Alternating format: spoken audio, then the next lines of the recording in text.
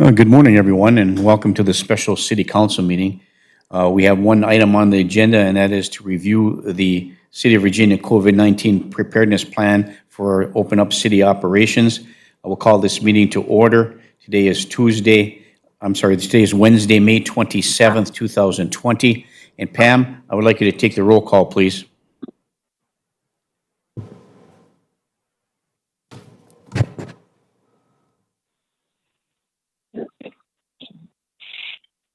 Baraboo, Present. yep.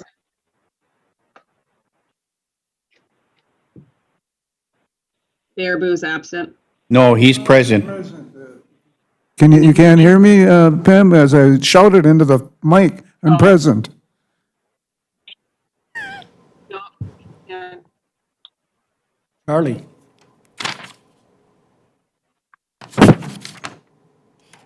Wilson, Present. hello. Yes, Present. Reedley, here. Yondich, Present. Johnson, Here. Manzelli, Present. Cuffey, Present, thank you. Okay, we have one item on the agenda to discuss, and that's reviewing of the city COVID-19 preparedness plan for city operations. We have President in the audience today, Chief Alan Lewis from the Fire EMS. We have Chief Matson from the Police Department, Assistant Chief Chad Nicola from the Police Department, and our Park and Rec Director, Brian Silber. So to get an update on the COVID-19 plan, I'd like to bring forward our Fire Chief for an update on our preparations plans to reopen as our director of this COVID-19 preparedness plan. Good morning, Chief. How you doing? Good morning, Mayor and Council. What you have in your packet is the City of Virginia reopening plan. It's been renamed appropriately. This is in line with the governor's orders that every business must have a COVID-19 preparedness plan, as it's called. The initial one that Britt put forward had a lot of information in it, perhaps too much initially. What I've done is reorganized it and put a lot of this information into annexes, and the basic plan is only 6 pages long.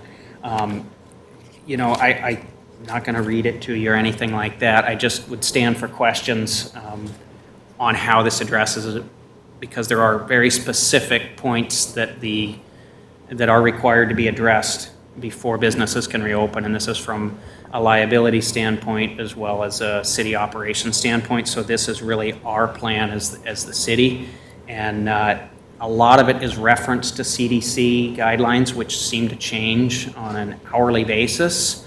It's just a few weeks ago we were told that the virus would stay on surfaces for days, and then that was reversed, and now I see this morning that it's back again, and it depends which study you want to, I guess, cherry pick. So there's a lot of things that are changing with recommendations, and so in some of those more volatile areas that seem to keep changing back and forth, I've just referenced the guidelines, and that will be, instead of trying to print out a new plan every time an update comes out. So I'll stand for questions at this time, and if I don't know, Chief Matson, if you have anything to add, or Brian from Parks and Recs. Okay, I guess I'll start, Chief. From my perspective, I read through the plan. It's frustrating that we have to have this plan in place. It's frustrating that it has to be in such detail. It is frustrating that, these guidelines that were established there's a lot of minutia in it. That being said, I think it's necessary. It meets the requirements set forth by the CDC guidelines and the governor's order. Our goal and objective, bottom line, peel away the onion, is that we have to have our businesses open. Not only do the businesses in the community have to have this plan, this is our city plan to reopen our facilities, our Miners Memorial facilities, our Tennis for All facilities, our rental facilities, all those kind of things which are necessary in which to do so. So from my perspective, recommendation from our city staff with input from the council on the last preparation plan, the reorganization and readjustment of this plan to condense it down into a readable document. I support the staff's plan moving forward. Although I'm frustrated with it, I think it's necessary to move forward with it, and I have no questions or concerns with respect to that. The internal mechanisms are in place to accommodate whatever is necessary with respect to furloughs and layoffs and opening our businesses. It's all outlined in there specifically as a result, and I think that this plan can be adjusted and changed as the governor's office and as the CDC guidelines change. And we can always sunset the plan. We always get rid of the plan later on down the road. But in order to get the ball rolling, I think we have to move forward with the plan as proposed. I have no questions. I went through it I don't know how many times in the last couple of days, particularly last night. So with that being said, we'll move to the rest of the council. Councilor Paulson. Thank you, Mayor, and thank you very much, Chief, for putting this together in a much more readable and easier format for all of us. I get that every time. Sorry. So I guess I just have some specific questions, and I know we didn't want to get real specific within the plan, but when it comes to reopening the library, I do have some specific questions as to will face masks be required, what sort of thing, and I know that would be maybe under Park and Rec. And then regarding sports, if they're, when Brian was here yesterday just talking about the I don't know why I'm getting that feedback. The baseball and softball, skating, and then also for tennis for all. I'm just wondering, is that going to be just according to the department head in charge of that? And then as well as bars and restaurants, will that have some police input? I know that's bars and restaurants are a private business, and we're talking right within this plan as more internal workings with our city buildings, but also I would assume that would spill over to some of that with our police department and that management of that. Councilor Paulson, thank you for the question. So just to reframe, I think that to address that, yes, I made this one, I put a lot of impetus on the department heads as to implement it in their respective areas, because let's face it, Brian's department is not the same as mine. Maddie's and I's might be the most close, but as far as healthcare professionals, there are some very specific guidelines that we have to follow with return to work, and the CDC recommendations for that have changed a number of times, and they continue to change. So we have to be flexible enough to do that, but that can't apply to the library because they don't do the same. The close proximity, so CDC recommendations are encouraging that you wear a face mask. Well, I can't have people on shift for 24 hours a day walking around in face masks. That's not practical. There's a lot of debate on just exactly how effective that is. Again, it's to protect others, not to protect you so much. So I think the flexibility in this plan, which allows the department heads to implement the guidelines as it best fits their needs, is the right approach. I would also encourage the council to review this plan on a periodic basis, because you don't want this plan living in perpetuity. I don't think so. I don't think that's the sense of the council. There were some comments made yesterday that really need some clarification by the governors just how long this situation might last. And I heard some comments that, until a vaccine is found. Well, we kind of moved the goalposts on this from, the initial, slow the spread to a vaccine. So I think that a flexible approach with council oversight and review is appropriate at this point. These appendixes are going to change. The exact recommendations in the links are going to change, but I think this is a general set of guidelines that gives us the flexibility that we need to do what's right for our workforces in our respective areas. What was that? I have to be closer to the mic. I'm going to ask for a clip-on mic at some point. We're working on it. It's coming. If I may, Chief, to clarify some of the questions that Councilor Paulson asked, Brian, could you address the issue with respect to the face mask, the sports programs for Councilor Paulson, please? Absolutely. From a sports point of view for the face masks, we are not requiring them. We are recommending and suggesting that they be used. We're asking all of our coaches to go ahead and lead by example of using the face masks so that there won't be the, oh, well, I'm the only kid out here with a face mask. A lot of the decision to wear a face mask, as you see when you go to Menards or Target here in town, it is all personal preference as to whether or not you feel that it is appropriate for you to wear it. Now, keep in mind that the wearing of the cloth face mask doesn't protect you from getting the virus. It is reducing you spreading the virus to somebody else. So it's basically just a sign of respect, showing that, you know, I think I'm healthy, but I don't know for 100% that I'm healthy. So I'm protecting you by wearing this face mask.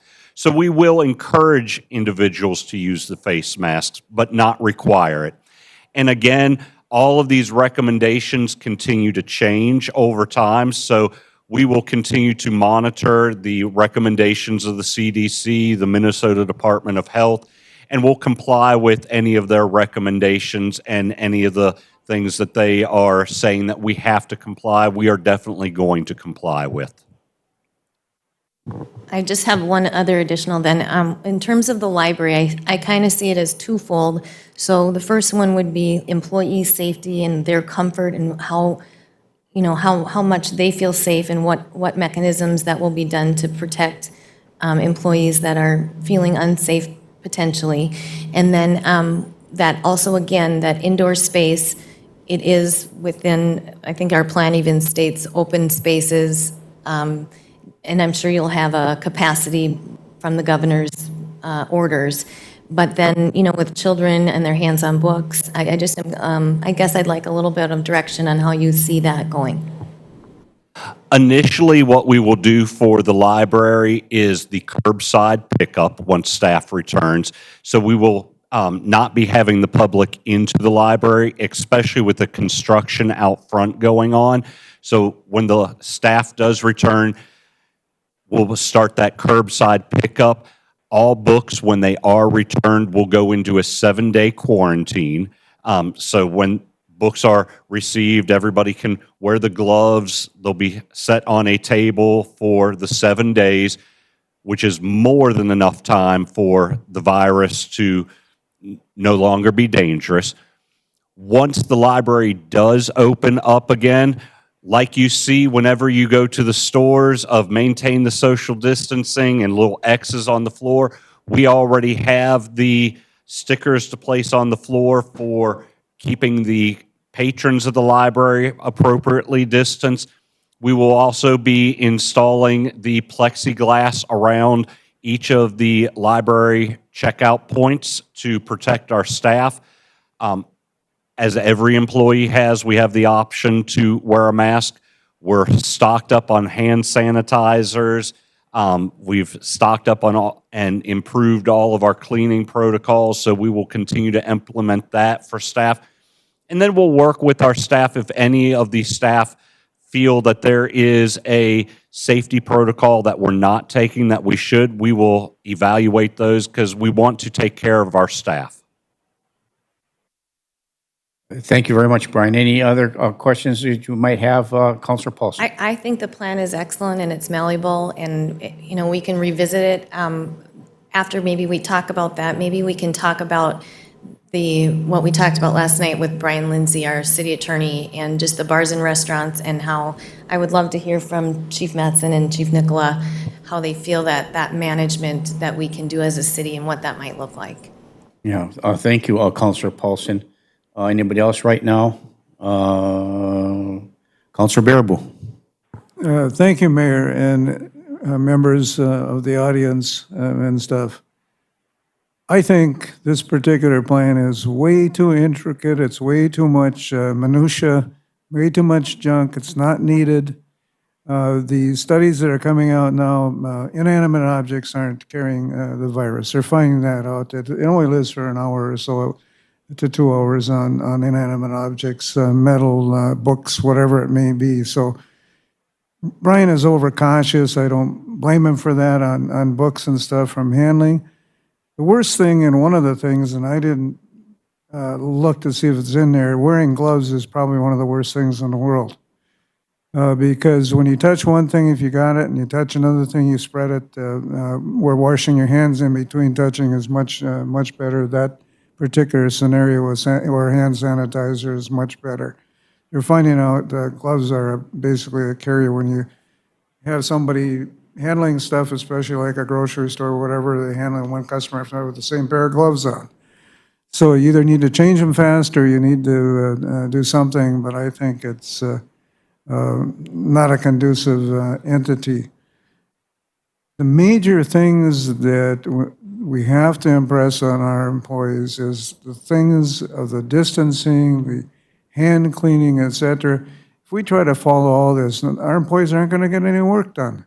It's just crazy. We need them here to do some work. It's summer, and if the governor gets his way, the latest was on the news last night, he may want to not open things up until the vaccine. We don't know if there's even going to be a vaccine this year. That hasn't been determined and stuff, and that's absolutely crazy. We've never had it with any other pandemic experience or flus and stuff until we actually have gone through the cycles. We don't have a huge amount of COVID up here. We have not had a death up here. Duluth, yes, but up in northern Minnesota, no. We haven't even had a nursing home death other than in Grand Rapids.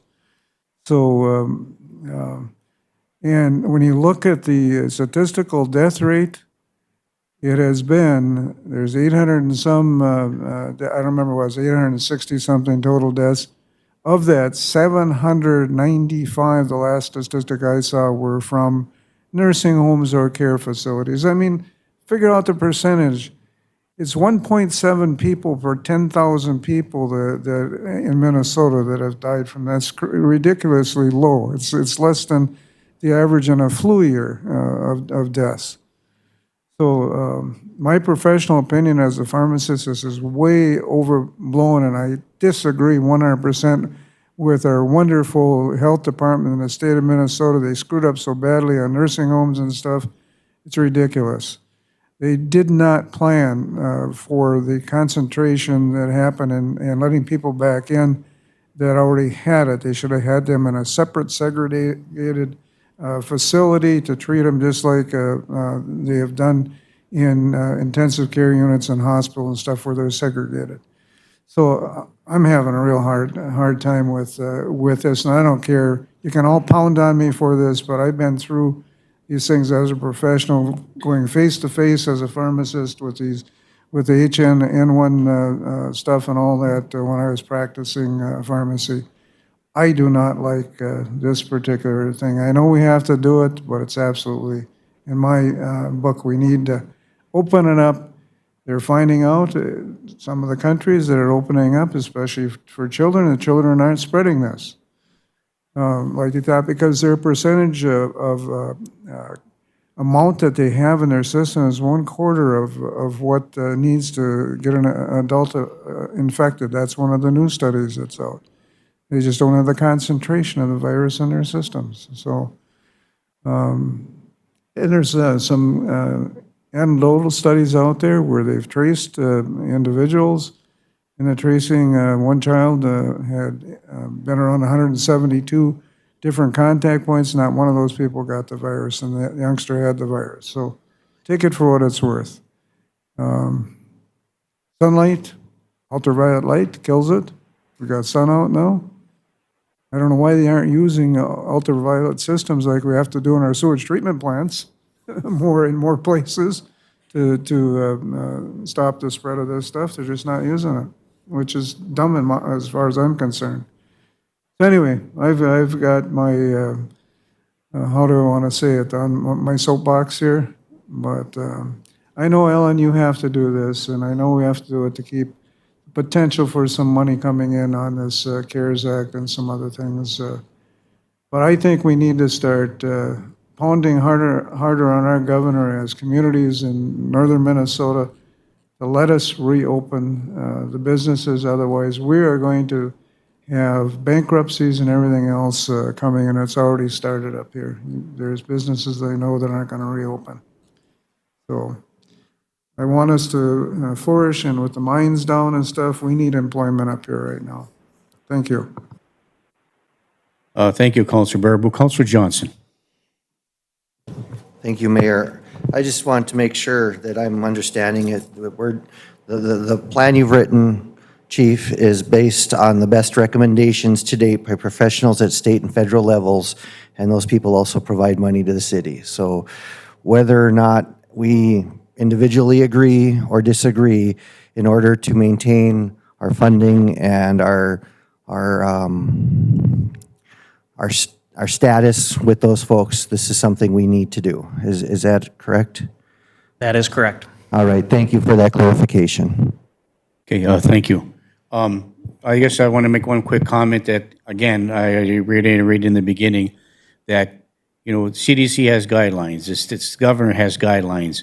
We follow those guidelines under his emergency order. We look at the CDC guidelines because they're professionals moving forward. It may be something that's maybe overburdened on the part of the city, but it's not only the financial impact that we have and the ability to recover some funding as a result of our having to implement these programs, but I have the confidence and faith in our staff that we put together a plan to reopen the city of Virginia and open the facilities moving forward. The businesses have to have a similar plan that they have to submit. And whether they submit this or whatever their plan is, they have to follow the same kind of CDC guidelines in the governor's order in order for them to get permission to open up. And we got to make sure that we have to lead by example to ensure that we're taking every necessary step, not only to protect the public, to protect our employees, but to ensure that they have access to the services that we are supposed to be providing from, other than beyond what the essential services are. So I thank our staff, Chief Lewis and our Chief Mattson and Chief Nicola, Chief Fredrickson, all our staff, Park and Rec Director, our Public Works, everybody who's participated in this, put this plan together. It was a draft that was submitted. We all had an opportunity as elected officials to review that plan. It has been modified based upon the requests that we have, and the questions that we have, I think, have been answered. I think we're ready to move forward with this plan. At least I am. So. If there's any other questions or concerns, please note. I will go to the phone line and see if Councilor Beyondich has anything that she would like to add. Councilor Beyondich? No, I'm just listening in on the conversation that takes place. Okay. So right now I'm good. Thank you. Okay, thank you very much. Pam, did you have anything that you'd like to add? Any questions, comments, or clarifications? No, I'm good, Mayor. Thanks. Okay. Councilor Paulson, did you want to hear from the Chief Mattson with respect to some of the issues with opening up? I do, but I would also like to make one more comment Please if do. I may. Yep. And I guess I had not heard the governor's discussion yesterday about vaccination, and we had talked about sunsetting this at some point in time and possibly around the governor's orders with emergency. So I'm thankful that we can, and Chief Lewis is recommending that we continue to review this. And at that such time, I would also like us to look at it's the St. Louis County min.gov website with it's specific to St. Louis County, and I'm going to send that to you, Britt, and maybe if we could email that out to everybody and everyone can check that daily, because I really feel like we need to look at what is happening in our county, which is what we were told originally was going to be happening, even at the federal level, that it would be a county-by-county decision. And I'm not looking to defy any governor's orders, but if in the event that this is elongated into something that maybe is not applicable to our county, I would like the opportunity to be able to have all of us review those statistics and then be able to review the plan accordingly to our county and specifically to northern St. Louis County. Again, not to go forward in defiance, but to actually look at what our regulations and how this plan could change and be more malleable for future. And I know the school board, the school has to follow guidelines, and I understand there's a lot of discussion regarding September, but I think if we could just all keep up to speed on what's happening in the county, that gives us a better understanding of what we're dealing with in our own community here. So I'll pass that along, Britt, if you could pass that out. And so I think that would be my only other comment, that we would be allowed to have conversation based on facts and figures with, true to our county and especially in northern St. Louis County. Yes, thank you, Councilor Paulson. I visit that website every day and look at what they're doing. The county has to do the same thing we do. In order for opening up their buildings, they have to have this plan just like we do. So looking at those plans and comparing the two and keeping apprised, and I think staff will review this on a regular basis because, this is an ever-evolving and changing environment. And so having an opportunity to review that and then bring that back to the council for adjustments to the plan and moving forward, I think it's prudent for us to do so. I think that's the purpose of us, discussing it here today and giving direction to the staff to do so. I know that we are working after last night's meeting with our city attorney and our police chief and our police department with respect to how does that work with respect to bars and businesses, and how by allowing them to move out with basically requirements by recommendations from our city attorney, what we can do from a law enforcement perspective, make sure we follow the laws associated with serving alcohol, and how does that interact with, as to your point, Councilor Paulson, how does that interact with regular people walking down the sidewalk, children and those kinds of things, and exposing to that, and how you got to rope it off or have a way in which to define a specific area. So I know that we're still working on that moving forward, but Chief or Chief Matson or Assistant Chief Nicola, can you come up and just give us a brief synopsis of what your perspective is, at least to date, and what we're going to be moving forward with and discussing this reopening of with respect to the businesses? Do you have any information that you can provide us at this time? We're on a day-by-day basis, too, listening to the executive orders that are coming out as of June 1st. If things do not change, our bars and restaurants are dine out only, not dine in, or carry out and pick up, with stipulations that the business owners for the cleanliness, the social distancing, and mask recommendations, not mandatory. Britt and I sat down to try to be progressive last week when we had a local business owner inquire about potentially putting tables outside, how we could adhere to the alcohol licenses we already give them with the distance, to involve Brian Lindsay with our attorney. Like I said, it's in the early plans, but we came up with some decent ideas, and I think we can make it work for, the bars and restaurants that are able, I guess, have the space to do so, depending upon the location. Just like Brian with the youth sports, there's some stuff open. There's things that are still remaining closed with his social dialing of opening up our state. Until, like I said, we basically have been advised law enforcement-wise, unless we have a major issue, we have that lovely word discretion we use on a daily basis, that we are to advise and educate if we have, smaller problems on the social distancing. And yeah, we're gonna potentially have some calls that there are tables, outside from our, community members or somebody driving through, there's people outside eating. Yes, it's allowed at this point to 25% of their capacity, which I know our fire chief and Chris Clark have been going, to our businesses that are allowed to be open indoor-wise to give them their capacity levels as, are we absolutely going to be in there, down to, oh my gosh, this is the 300th person that walked through the door. I don't have the staff or, time to do so, but if we do get a call where we have a major, issue at a business, obviously handle it verbally, versus, and if we have to use our discretion, yes, absolutely, we can, report the business in, but I think all of our businesses, like Charlie said around here, are eager to try to open under what limitations we have thus far, and are going to be in more,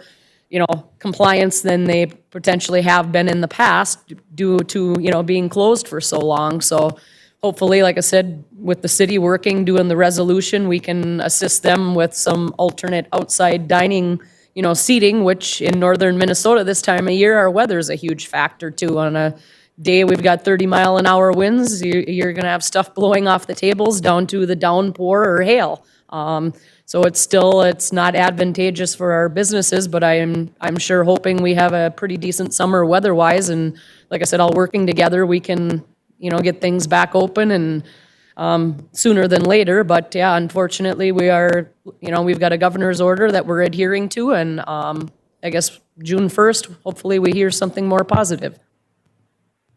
I think you hit the nail right on the head about advise and educate moving forward. I think we all have a responsibility as elected officials, which to be reasonable and prudent in our approach. The police department has done that, so has fire EMS, and our Park and Rec department. We always try to keep a relationship with our public and provide them every opportunity that we can. I think one of the questions, if you could clarify for Councilor Paulson, I think, and for all of us, is that when the bar's open and you're working on a plan to ensure they have the insurance that covers outside the bar area, they all and they're able to open up, and you're working on a plan to address the separation of the confined area in which the bars are able to accommodate their staff, because I think according to the governor's order, and correct me if I'm wrong, reading through all those things, that you have to go up to the bar and buy your alcohol and then go back out and sit. Waiters can't come out and serve you. You have to go in and get out. So it's within that defined area. And I think you're working with our city attorney and with our staff to try to clarify what mechanisms we can do, and what Brian laid out for us last night, I think, is a reasonable and prudent approach from an immediate perspective, from an interim perspective, and later on down the road from an ordinance perspective. So I think we have a good plan moving forward. Councilor Pauls, Chief Nicola, says Chief Nicola. Well, and Chief Mattson mentioned it a little bit too, but there's sometimes those unintended consequences that these bar owners, which we'd love to do everything we can to help get them open. I mean, that's very important for our local economy, obviously. But those patrons that are going to walk in and buy that beer at the bar, it's up to those bar owners to make sure then that those people are heading out, because we're going to get those phone calls. Oh, there's all of a sudden 8 people in that bar and they're not supposed to be in, and they still have to have a restroom open. People are going to have to go in and use the restrooms. The library, if we decide when we do finally open the doors, if we're going to require people to wear masks, now all of a sudden somebody's not going to wear a mask and they're going to cause a disturbance because they want to go in the library. So, there's a lot of unintended consequences of sometimes these things that we think are good ideas. So just those things that we have to be mindful about before we actually put it in black and white and allow things to happen. So a lot of what ifs that'll come out of this going forward. So, but again, in the Marine Corps, we called it Semper Gumby, always flexible, and that's kind of what we have to be at this point. Right. So. Right. Well, it's about compliance, compliance, compliance. We have a plan, we comply with that plan. We follow that plan. The business owners will have to do the same thing and follow those guidelines. So if they're not in compliance, that triggers a visit, and whatever means are necessary to gain voluntary compliance is the next step, and then beyond that, then action has to be taken. So I think your approach is reasonable and prudent, and in line with what our community communication plan is. So, Councilor Baraboo. Yeah, we got nice vibration. We all have to remember, and this goes for our public, that it's more than just this plan that is the most important thing. Individuals need to understand that individual personal responsibility by the public is probably one of the most important things. They have to understand that they're part of the solution to get these businesses open. We need to provide updated information if we possibly can, through the website, through social media, through whatever means we do on a daily basis as these things change. You can see things that have happened. The CDC screwed up initially on this stuff. I don't trust them personally with what I've seen with the different recommendations, with really sometimes no scientific backing behind that stuff. So people need to have their own individual responsibility. If they want to go out to the bar, fine. Make your choice. I'm going to go with or without a mask. That's your choice.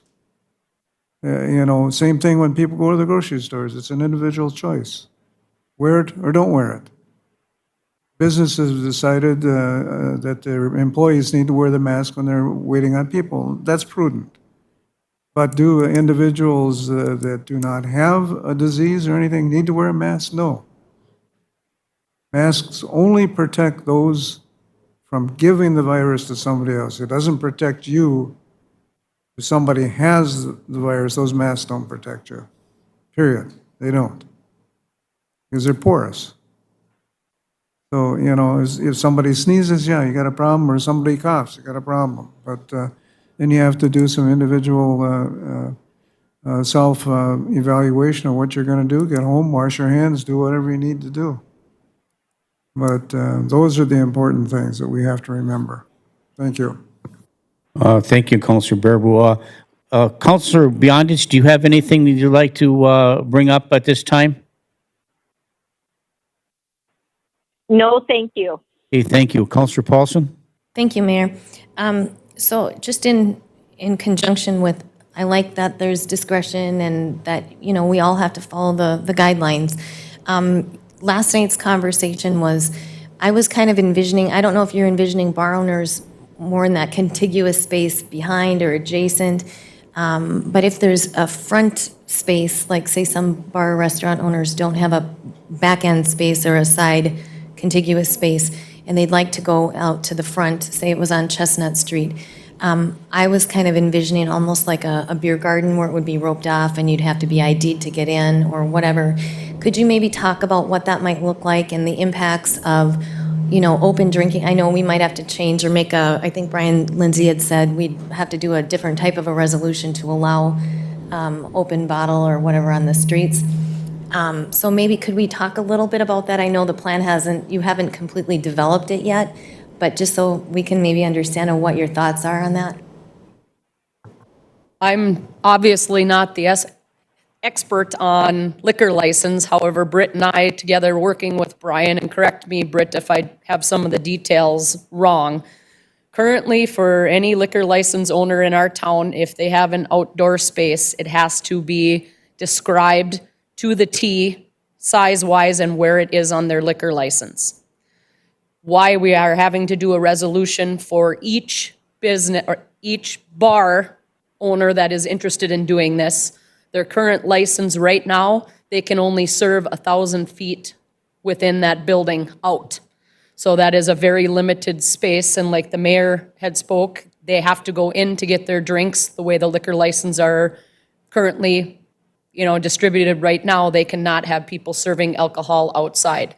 So very limited, and like I said, since last Friday when Britt and I met, you know, the plan is depending on the business where it's located, if there's space, open space on the side or even the front sidewalk areas, or even roping off down to a couple parking spots with having tables at the social distancing level to keep obviously the patrons, customers there safe and being within that 1,000 feet. But currently, right now, the way the liquor licenses are, without that resolution, you cannot do it.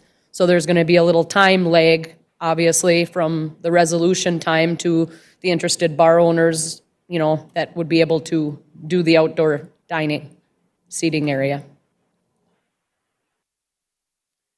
And thank you. Anything else, Councilor Paulson? Okay, great. Just, you know, having experience in enforcing the liquor laws years ago and the state guidelines and how that's established for businesses, you know, I mean, we give conditional use permits for special events and those kind of things. And for each individual entity, there's a limit in how many conditional use permits you can get per year. And so when you're looking at doing a blanket conditional use permit for all the bars around here, that not going to work, because really by having this, and if, correct me if I'm wrong, but when you have an open area where it means you have this street dance, and in your street dance, you're serving alcohol in the bars and they're bringing it onto the streets, and we're allowing that to happen. Technically, according to the law, that's not in violation of the law, because you don't have a defined area. It's not roped off. It's not controlled access. Juveniles and the people under the age are authorized to go in there. So there's a lot of places that do that because of their celebrations. The state has kind of give tacit approval for that and have not enforced it? If it's a community festival, Yeah, go it ahead. has to be deemed a community festival approved by Right. the city. You cannot allow alcohol on the streets. You can? You can, yes. Yeah, but- If it's deemed a community festival. For Right. this thing, for COVID, our ordinance strictly states you are not allowed to drink alcohol on the sidewalk. Right, not on a public street. Or on a public street. That's what the ordinance What Brian says. Lindsay was alluding to is we'd have to do a resolution allowing by business, whoever wants to do it, the authority during the governor's emergency declaration that will allow that with the intent the city will work on modifying their ordinance in some way, shape, or form. Well, I thank you for the clarification. I understand the community events are authorized, but those community events, you have to be a controlled environment. That's how you can drink on a street dance.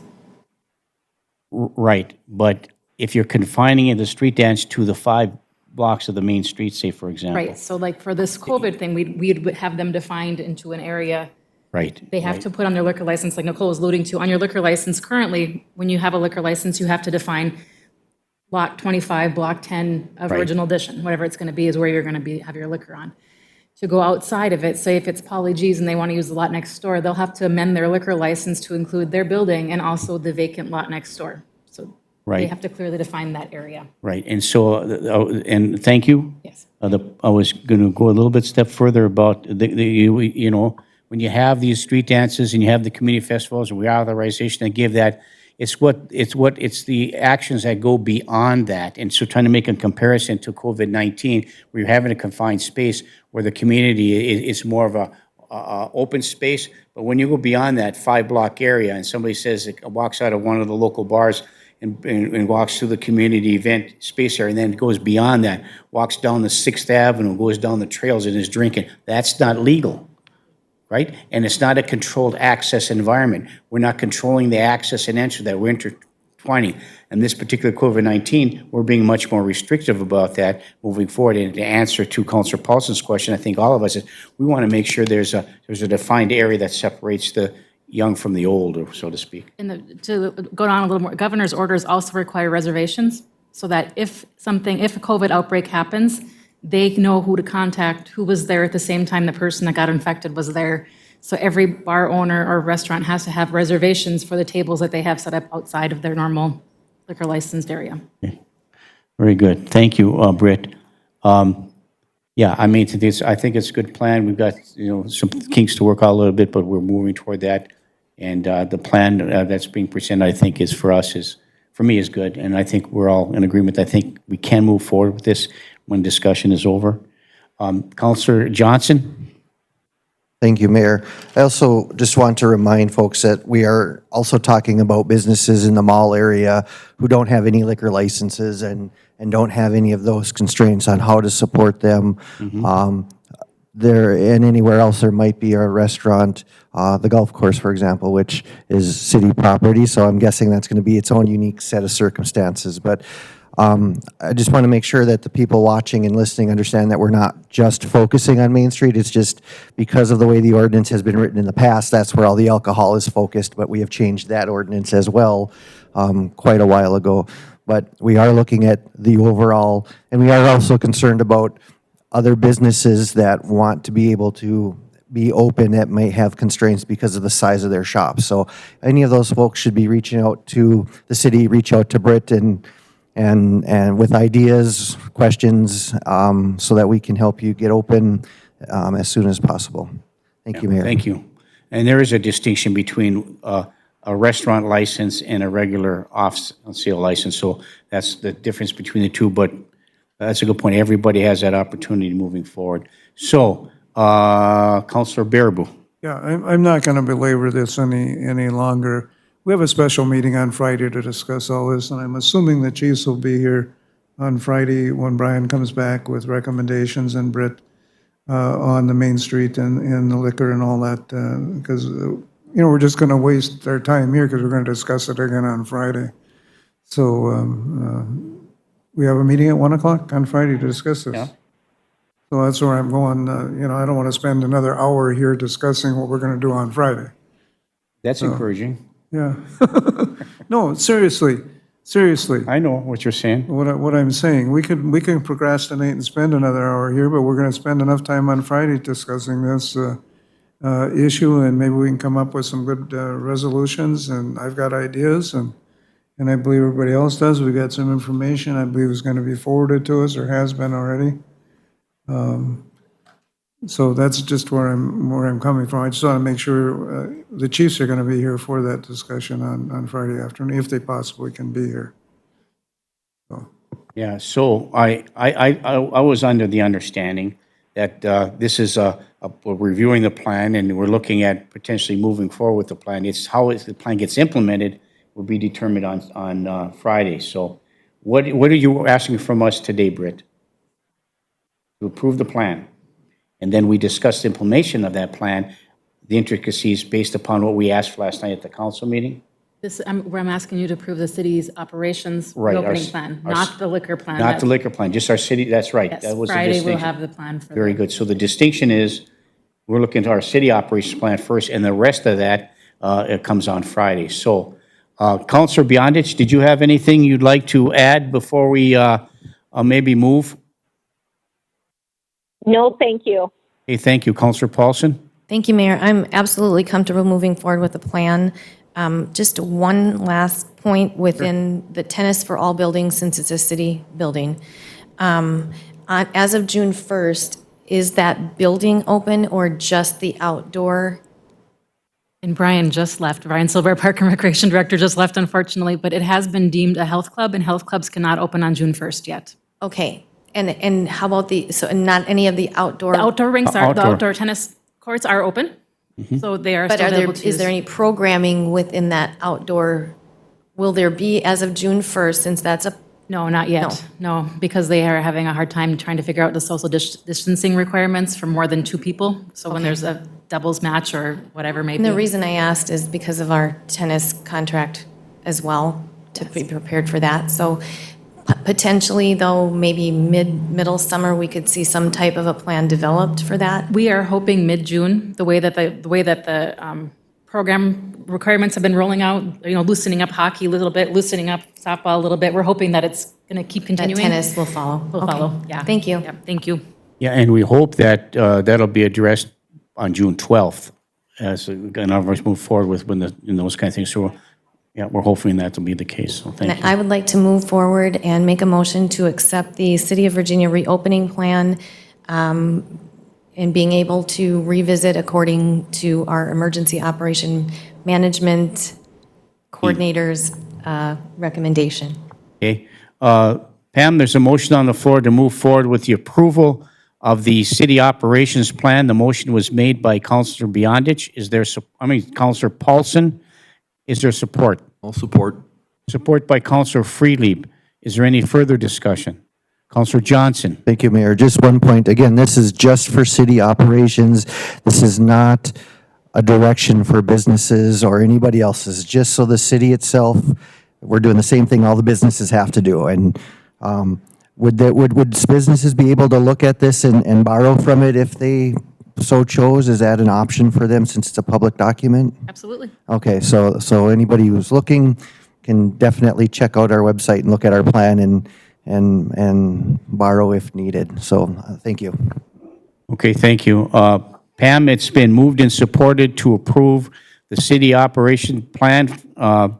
Moving forward, a motion was made by Councilor Paulson, supported by Councilor Freelieb. Further discussion? Councilor Beyondich, anything further to discuss before we vote? No, thank you. Okay, thank you. All those in favor signify by saying aye. Aye. Aye. Aye. Opposed? Motion carries. Thank you. Brian, you're back. I know that we got the question answered, but Councilor Paulson asked about the Tennis for All facility, indoor, how that's out working as opposed to outdoor. And could you just kind of give it a little synopsis of what you're doing over there? The indoor tennis facility falls under the same guidelines as a health club does at this point. So that is not until we get to phase 4 of the governor's plan for reopening. So the indoor tennis facility will remain closed currently. USTA is currently recommending that only singles tennis be played. So that we've got signs posted that we keep reposting because they magically are disappearing, reminding people to maintain social distance and only play singles tennis. Have also reached out to our tennis camp for the summer, and at this point, they do not feel that they would be able to comply with the restrictions and everything because they share multiple balls, they're sharing a lot of equipment, so they don't feel it would be in the best health interest of the participants for them to offer the tennis camp at this point. That doesn't mean that here in July or maybe in August that we don't offer the tennis camp. But our outdoor tennis courts are opened. We elected not to put up the windscreens this year so that it is more visible and people can be seen appropriately social distancing and following all the recommendations. I know there are some tennis players that would like us to put up the windscreens, but these are not being used as competition courts right now. Hopefully by fall, we are able to have the high school tennis teams that will be using those courts, and at that point, we will put up the windscreens. And then if you could just, before we adjourn for the day, could you just, how about tennis lessons? Can the tennis contract person continue to provide individual tennis lessons? That would be up to them. They would have to do them on the outdoor courts, not inside. Very good, thank you. Any other questions for our Park and Rec Director or any of our staff? Okay, do I have a motion to adjourn? Moved by Councilor Freelieb and supported by Councilor Johnson to adjourn the meeting. Is there any further discussion? Hearing none, all those in favor signify by saying aye. Aye. Aye. Aye. Opposed? Motion carries. Pam, did you get that motion? Yes, I did, Mayor. Thank you. Thank you, everybody. See you tomorrow. Some of us. See you today.